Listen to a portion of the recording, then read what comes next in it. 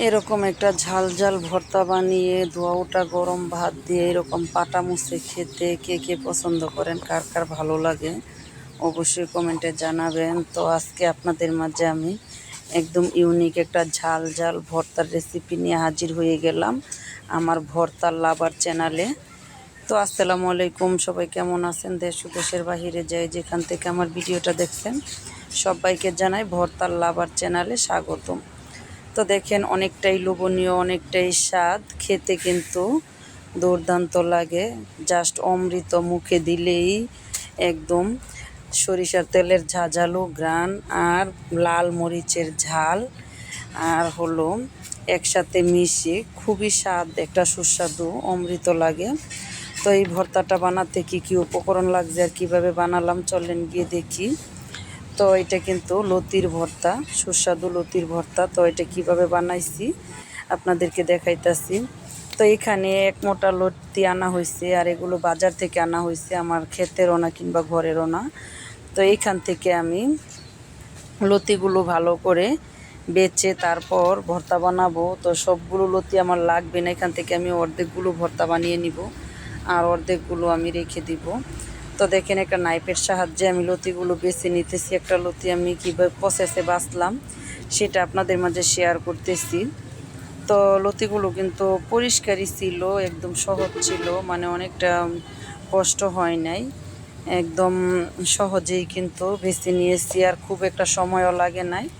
Just 15 মিনিটে আমি এক মোটা লতি বেছে ফেলেছি মাশাল্লাহ।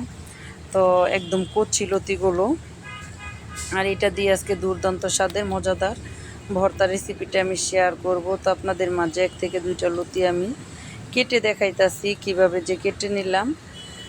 তো দেখেন এভাবে কিন্তু লতি যদি আপনারা পরিষ্কার করেন দ্রুত হয়ে যাবে, দা বটি দিয়ে কিন্তু গার ব্যথা করার সম্ভাবনা থাকে। এটা একটা নাইফের সাহায্যে হালকা একটু আঁচড় দিলেই কিন্তু একদমই পরিষ্কার হয়ে যায়। তো আপনারা চাইলে কিন্তু আমার এই টিপসটা ফলো করতে পারেন। তো দেখেন আমি অফ ক্যামেরায় সবগুলো লতি কেটে নিয়েছি আর এখন ভরপুর পানি দিয়ে ভালো করে ধুয়ে নিব। তো তার আগে একটা টিপস, আমি এটা সামান্য লবণ দিয়ে কিন্তু মাখিয়ে রাখছি 30 মিনিটের মতো, কারণ যেহেতু বাজারের কেনা লতি গলা ধরার একটা চান্স থাকতে পারে, সেজন্য কিন্তু মাখিয়ে রাখলে চুলকানিটা কিন্তু পানির সাথে বেরিয়ে যাবে। তো আপনারা চাইলে কিন্তু আমার সেই টিপসটা অবশ্যই ফলো করতে পারেন। আর এখানে আমি ভালো করে পানি দিয়ে এখন কষলে 3 থেকে 4 বার পানি পাল্টিয়ে আমি কিন্তু লতিগুলো ভালো করে ধুয়ে নিব। তো প্রথম ধোয়াটা আপনাদের মাঝে শেয়ার করতেছি আর পরবর্তীতে কিন্তু আমি অফ ক্যামেরায় লতিগুলো ভালো করে ধুয়ে নিয়েছি। তো দেখেন কতটা সুন্দর হয়েছে ধুয়ে নেওয়ার পরে, আর কোনো ধরনের বিজল কিন্তু ছিল না যেহেতু লবণ পানি দিয়ে ধোয়া হয়েছে। আর এখানে আমি লাল মরিচ নিতেছি, আজকে আমি সবগুলো মরিচ দিয়ে ঝাল ঝাল লতির ভর্তাটা তৈরি করব। পাটায় বেটে, শিল পাটায় বেটে ভর্তা বানালো কিন্তু তার স্বাদ এবং গ্রানি আলাদা, সেজন্য কিন্তু আমি শিল পাটায় ভর্তা বানানোর চেষ্টা করি। উপকরণ হিসাবে মরিচ, পেঁয়াজ ও রসুন নিয়ে নিলাম, আর কিছু লাগবে না যেহেতু এটা লতি। আর আপনারা চাইলে কিন্তু এই ভর্তাটাতে চিংড়ি মাছ কিংবা শুটকি অ্যাড করতে পারেন।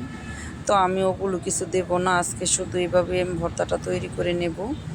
তো দেখেন কত সুন্দর হয়েছে মাশাল্লাহ, আর লতিও হয়েছে। এবার চলেন আমরা চুলায় চলে যাই। চুলায় গিয়ে এখন আমি একটি পাত্র বসিয়ে দিলাম আর পাত্রের মধ্যে কিন্তু আমি পরিমাণ মতো পানি দিয়ে দিলাম। আর এখন আমি লতিগুলো উপর থেকে ঢেলে দিলাম। তো এইটুক লতির ভর্তাই আমার হয়ে যাবে যেহেতু আমরা 2 জন সদস্য ফ্যামিলিতে, সেজন্য।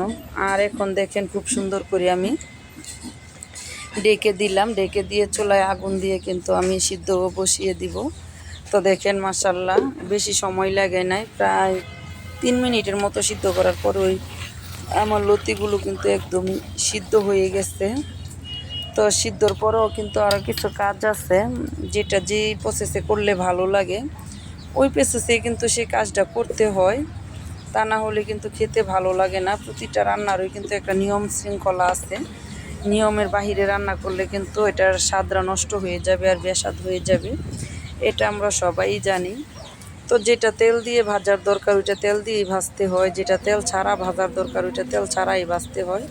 তো ওরকমভাবেই কিন্তু যেটার যে প্রয়োজন সেভাবেই করা লাগে। তো আমি এটা কিন্তু কোনো প্রকারের তেল দেই নাই, পেঁয়াজ ও রসুন আমি তেল ছাড়া এটা ভেজে নিতেছি, কারণ এটাতে তেল দিলে তেমন একটা ভালো লাগবে না। যে ঘ্রাণটা আমি চাই যে পেঁয়াজ রসুন সরিষার তেলের এই ঘ্রাণটা জাসটা থাকবে না, সেজন্য কিন্তু আমি তেল ছাড়া ভেজে নিতেছি। তো এগুলো আমি সুন্দর করে 2 থেকে 2.5 মিনিটের মতো ভেজে নিব, যেন রসুনগুলো একদমই সিদ্ধ হয়ে যায়। ওই পর্যায়ে এসে চুলা থেকে নামিয়ে নেব। আর এগুলো হওয়ার পরে আমি আবার অন্য উপকরণ দিয়ে দিব। তো এখানে আমি লতিগুলো কিন্তু প্রায় সিদ্ধ হয়ে গেছে, উপর পাশে পেঁয়াজ রসুন ভেজে নিলাম। আর এই ফাঁকে দিয়ে কিন্তু আমার পানিগুলো একদমই শুকিয়ে গেছে।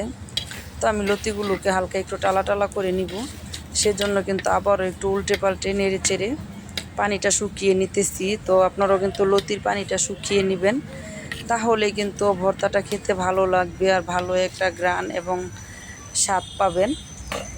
ডাইরেক্ট পানি যদি আপনারা সেকে তারপর ভর্তাটা তৈরি করেন, ওটা খেতে তেমন একটা ভালো লাগবে না। একটু পুরা পুরা করে টেলে টেলে নিলে কিন্তু ভর্তাটা খেতে ভালো লাগবে।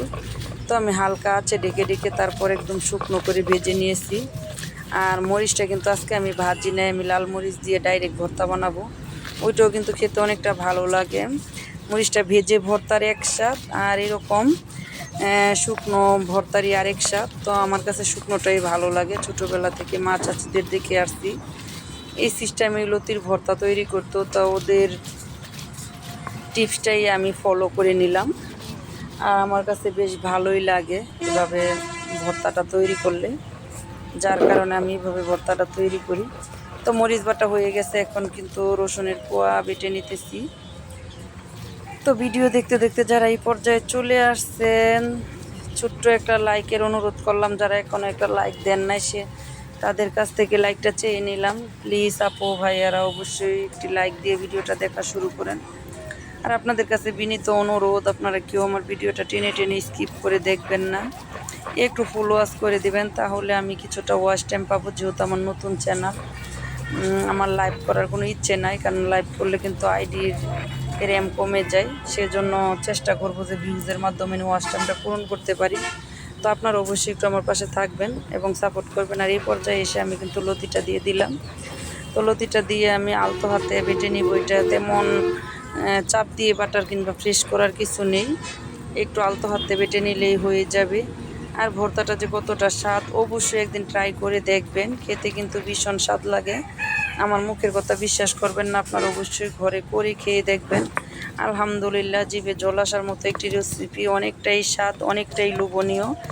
এটা আপনাদের কাছে আমার বিনীত অনুরোধ, অবশ্যই একদিন ট্রাই করে দেখবেন সত্যি রান্নাটা কেমন ছিল খেতে। এরকম একটা ভর্তা হলে কিন্তু গরম ভাতের সাথে জাস্ট জমে যাবে, অন্য মাছ মাংসের কোনো তরকারির প্রয়োজনই পড়বে না।